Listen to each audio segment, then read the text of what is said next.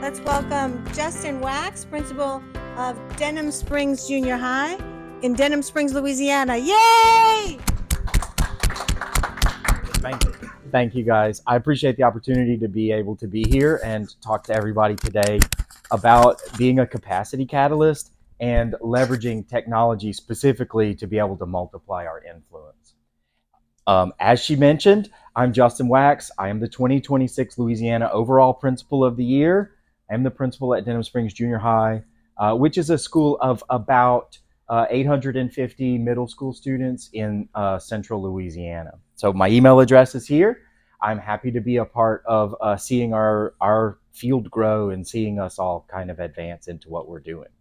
So today, the main thing that we're talking about is technology. We're talking about how technology can transform the things that we do and how it can make an impact in education. But technology alone doesn't transform schools. Capacity does. And so one of the things that I think we need to take a little time to discuss is the idea that building capacity in others allows us to be able to multiply our influence and gives us the opportunity to be able to scale ourselves. We all know that you're quality employees, that you're strong in your position, and that by being able to build capacity in others allows you to be able to take the great things that you have and to build those out to see students succeed. So, what building capacity does in a very short version of it is that we build a process that is the foundation of the ideas. And then we build the people that are going to roll that out. And then ultimately we build a culture around that. And so if you envision this as a pyramid, the idea of a pyramid here is that the capacity catalyst framework starts with this foundation of building the processes where we implement purpose-driven and scalable systems that can improve overall outcomes. The goal is improved outcomes. The goal isn't that we have a great culture. The goal isn't that necessarily we just have people who are capable. The goal is the outcomes. We want to see students succeed. We want to see students grow and to be able to achieve more than they expected and more than we even thought was possible. So the middle tier there of building people is the idea of empowering leaders at every level.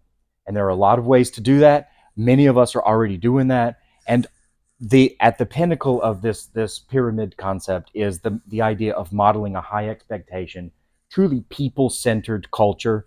It's an environment that drives student success. And like we said, the ultimate goal is that we build processes that result in improved outcomes for the students. Our goal isn't just to build processes. Our goal isn't just to develop people. And our goal isn't just to have great culture. But the idea is that we change students' lives and we change the outcomes to be even greater than they could have been before. So let's start with what is a very foundational principle here is that having a quality process is an important foundation for any action that's done. And so how do we do that with tech? What does AI and how does tech impact the idea of building processes? Well, for one, purpose-driven tech systems is where we should be looking. So as school leaders, it's important for us to say, hey, what are we trying to get accomplished? And make sure that we pair that with an appropriate product. And that doesn't always mean that it's a purchased product. Sometimes we're finding a purpose-driven tech system that's maybe a little lower tech, but is still tech. And one thing to think about here, and bullet point number 2 says that we want to be what we call Y to one. Not necessarily we have to be a one-to-one technology or that we have to have this for every one of our users, but instead, what is our purpose in trying to get something accomplished? And if we start with a purpose to say, well, okay, what is the long-term goal or the vision of what we're trying to get accomplished here? And then let's find a product, let's find technology that meets the actual needs of what we have. So let's think about our days and how we can daily streamline our daily operations. If you're a school leader, if you're a principal, you know that time is an extremely valuable resource. That, for me, I recommend to school leaders take a routine practice of auditing your own calendar because it's one of the most scarce resources that you're going to have. Taking the time to pause and look back at what you spent your week on, what you spent your month on, your last year on, And we've got lots of tech that can point us in that direction. So if you're not using a digital calendar, maybe start with something as basic as just having a digital calendar and search about how much time you're spending on different activities. If that doesn't align with your purpose, if that doesn't align with your goals, then it's time to adjust your budget, because we're budgeting time in the same way that we budget finances, because it is an extremely scarce resource.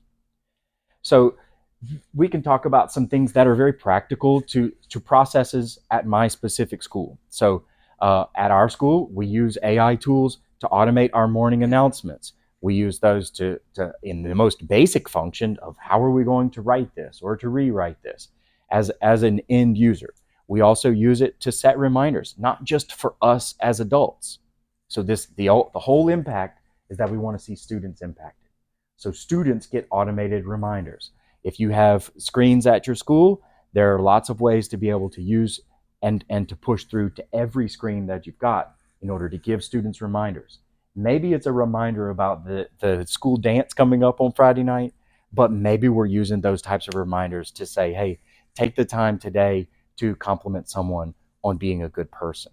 Or don't forget that seventh grade has their midterm diagnostic coming up. So we can use those things for both growth in the SEL model, and we can also use like something as basic as a reminder pushed through to screens in order to see people grow academically.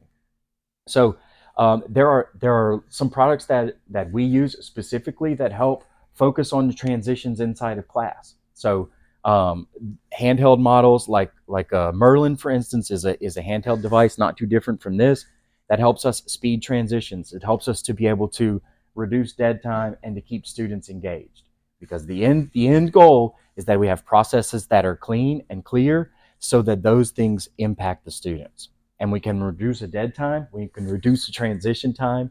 Then you know that, hey, we've got this student, and our goal is to see the kid changed. And whenever you get somebody hooked, you know you got them. And some things that are really very basic to lots of different information systems is centralizing the data into a spot where we can do some data crunching using those things, but most importantly, that we're starting with a goal. What do we want to gain from this data crunching? Because if we don't have a goal, then there's really no purpose in crunching data. Getting a lot of information that tells us something sometimes has a purpose, but we should start typically with what the purpose of the data is. Why do we want to gain this information, and what impacts do we hope to have? So setting processes and procedures for everything at a school. How do we take in communications? How do we send out communications? Automating those to be that it happens every Sunday night at 5 o'clock. You get the automated call from the principal that says, here's what's happening this week. Every Monday morning through your school app, you get the information about what's happening that's connected to your school calendar. That when a coach changes the playing date or the playing time for a particular event, that's automatically pushed through, and that everybody's on the same page. And using those things to streamline communications and setting up procedures and processes for that is really some of the strongest foundations that we can create. One thing that we've got to really grasp is that when technology strengthens the process, educators get their time back, and time is the most expensive resource that we've got. When we talk about what is the most scarce resource we have, it is our time. So with hopefully some strong processes in place, the next thing that we look at is how do we build up our people? How do we build capacity in our people? Because if we skip the first step, if we start directly with saying, hey, I want to give this task to a strong teacher leader, or I would like for an assistant principal to be able to work on this task, or if you're a district leader to say, hey, why don't we get some of our site managers? Why don't we get a principal to take on this task? If we skip the foundation of having the process, then we're not creating the structures that the people need to be successful. And so a common error or a common mistake is saying, hey, this person is great at their job, and so now we want to give them more ability to be able to do it. But without a foundation or without a structure in place, that's extremely challenging to do. So the next idea is that for us to build leaders at every level, that multiplies our impact. And so we know that if you are good at your job and you are a quality employee, but there's only one of you. And so now we're again trying to multiply a very scarce resource. And that's something that we can leverage tech to be able to do. So building people with tech is not, at this point, this isn't a new idea, but it's an essential idea. And like an integral part of being able to hire and onboard our people is to streamline that onboarding process. We want everybody to feel comfortable. We want them to be trained, but we want everybody to get all of the information. We don't want to miss something. We want to make sure that it's total and comprehensive. But handing a manual, a traditional, here is the handbook, go search this paper when you have a question, is outdated.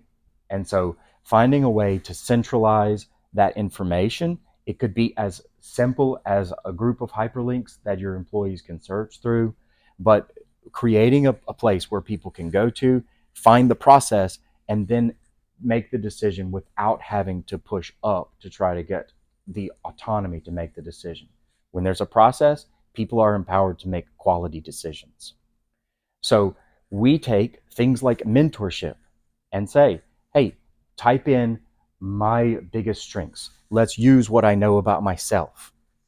And now let's find some ways that I can leverage my strengths in order to be a better teacher, in order to be a better assistant principal.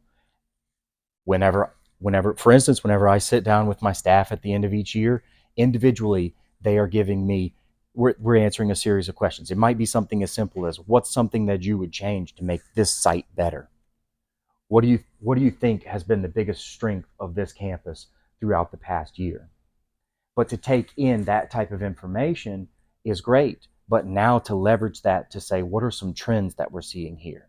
Those are really hard for a person who's deeply invested in that particular organization. And so to not take it personally, we can leverage tech to say, hey, give me some insight inside of this. What type of weaknesses do I have as a leader? What kind of strengths do I have as a leader? What type of employees do I need to surround myself with so that my organization and ultimately the students can be successful? And so when you start automating some of those types of information, some of those types of tasks, now we have built up our people.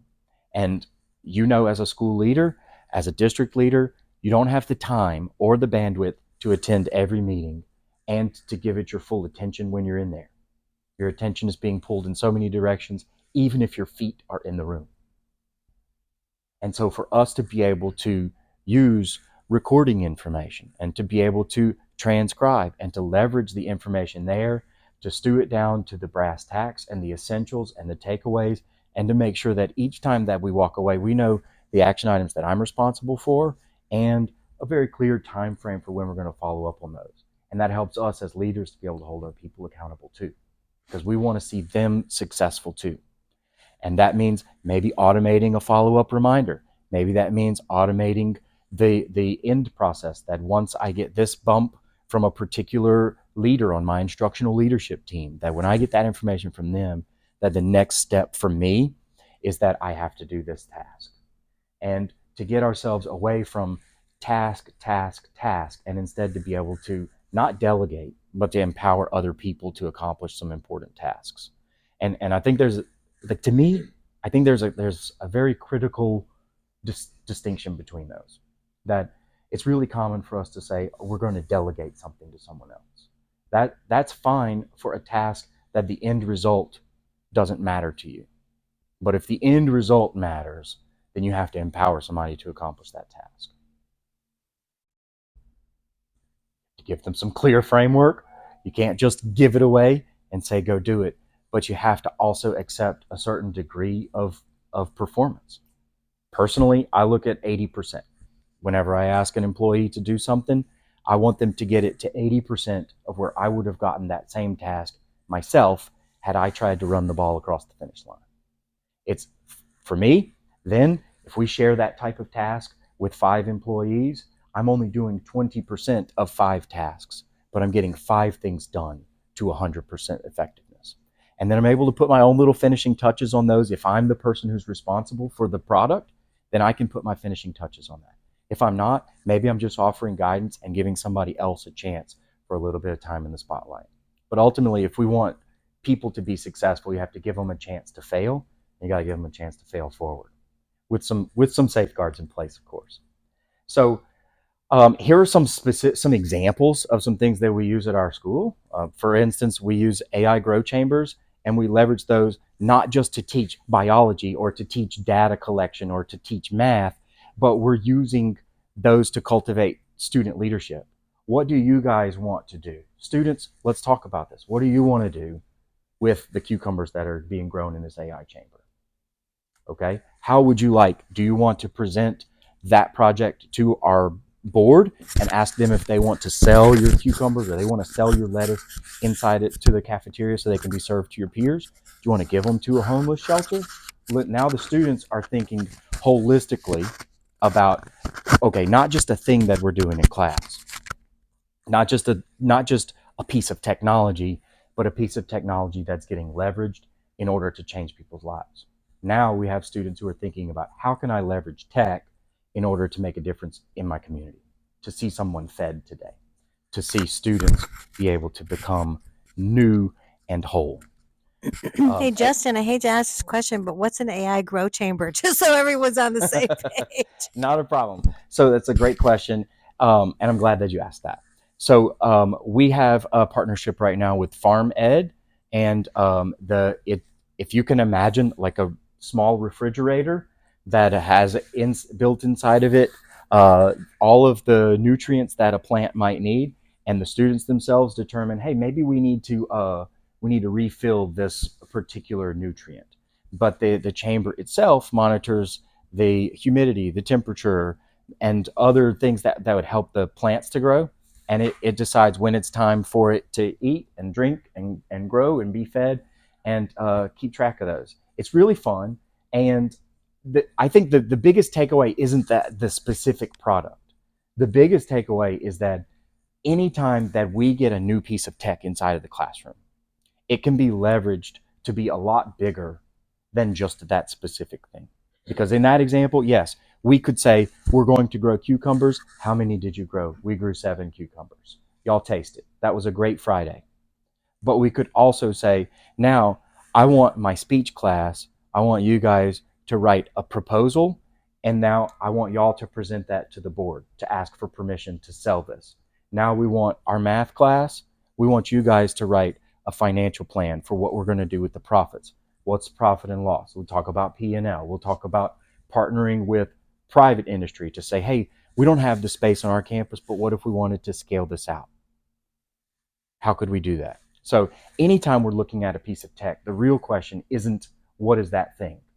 The real question is, how do we leverage that thing for student success?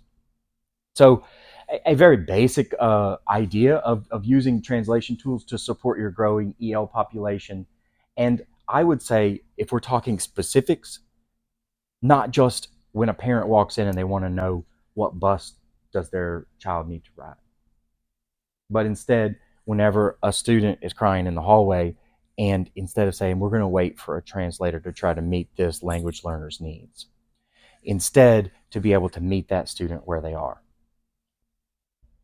Because whenever tech multiplies people, you're no longer managing tasks. Now you're developing leaders in the future. The capstone here is that we're building culture with technology. Culture is strengthened whenever technology improves those connections. And for us, building a culture is where we're modeling what it does for people. We want to see, how does that impact the people-centered environment? Because if we got into it for the kids, we stay in it for the students. That's why we're here. And we have to see impact land with them. And I think a huge piece of this is how we tell our story.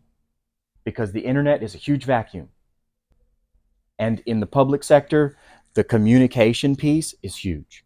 We have to tell our story effectively.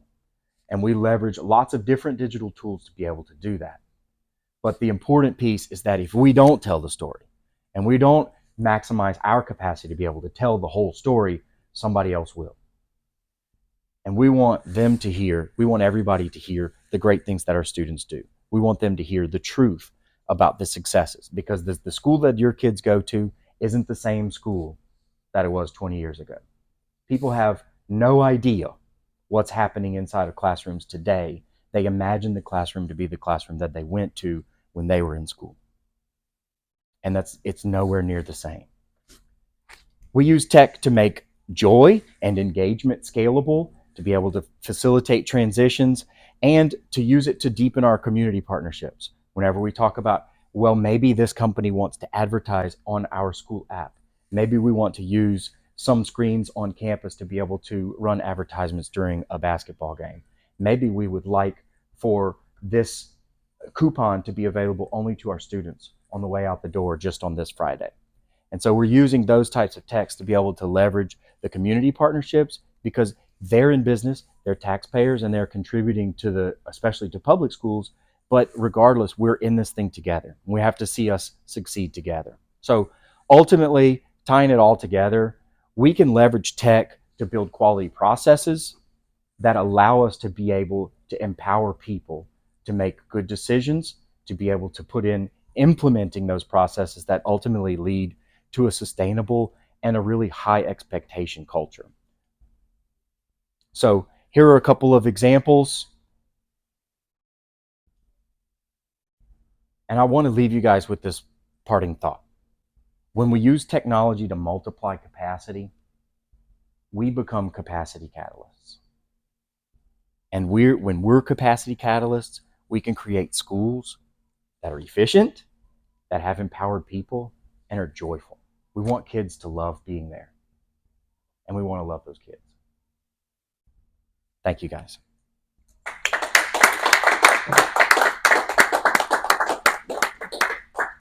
Let's go back to your first screen. Okay, so anybody want to ask some questions of Justin, like throw something at him? We'll cut in anything that doesn't have swear words in it. Okay. Did I use any? No, you're not allowed. Okay. All right. So what was really awesome for me on this is I've been hearing a lot of people say AI is going to push teaching and learning into the teacher as facilitator. What I love about the words you chose, capacity catalyst, could describe teaching, but it's really also going to describe what the leadership is doing. So I think that's really awesome. I guess my question is, how'd you even come up with that capacity catalyst? Well, Capacitator, almost like. I think at the risk of sounding like far too simple, we all need to be able to scale our own capacity, because leaders are drowning without other help. And we have to find ways. If time is our most valuable resource, we have to find ways to be able to leverage our time. And so just trying to develop a leader and to say, I'm going to take this person and this is going to be my person, is too slow of a process in order to truly scale impact and truly impact organizational change. That's too slow of a result. Instead, we have to find ways so that that can be a catalyst, so that it can be quick, that we can see rapid growth. We want to supercharge the growth that we have in our people who are capable. And one of the biggest ways to do that is giving people the opportunity to be able to make mistakes and to be able to give them meaningful tasks within some boundaries and to be able to offer support throughout it. So you're aiming at something that's a designed enterprise, which is a different sort of institutional paradigm than we've had. I mean, we've had to like show up and go to the next block, really. And then the minutia of the pedagogy, right? We really haven't had a design of the institutional dynamics is what you're leaning in. What are the pressure points? What's behind that, do you think? I mean, just if your mind gropes into that void, what's causing that need? Well, the need derives from our desire to try to meet students' individual needs. So where students are changes. The group this year is a different group from last year. If you're in a district, you don't have even remotely the same thing, because a big percentage of your students leave every year and you get a new group. That's separate from changing demographics. And so, if we want to see us be able to tailor education to meet students who have specific needs, then we need, as an organization, to be able to have the opportunity to change ourselves. Because if we're going to apply a one size fits all model to leadership and a one size fits all model to curriculum, and then ask for the end users, our teachers, to be able to take that and tailor that one size fits all everything, but then take that and completely change it to individualize for students. That's really an unfair request. So Yeah. instead, we want to, as leaders, we want to be able to tailor our organization to meet the needs of the students. Ah, the crux of the problem. I love that. Well, if we throw our back years back, 50 years ago, we were whole group and then we graded you on a curve. And if you didn't make it, I mean, sorry, low grade. You're just talking about the real driver is culture shifted and the whole group, everyone just on a curve.